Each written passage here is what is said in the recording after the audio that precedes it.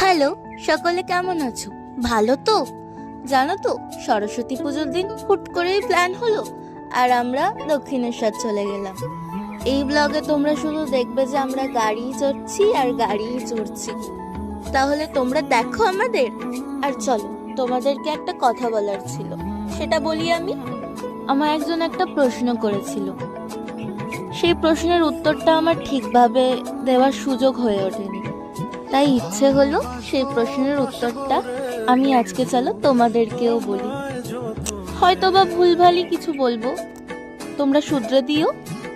ও আমায় বলল, সব কিছুকে ক্যামেরাবন্দি না করে কি শুধুমাত্র উপভোগ করাটা কি ঠিক?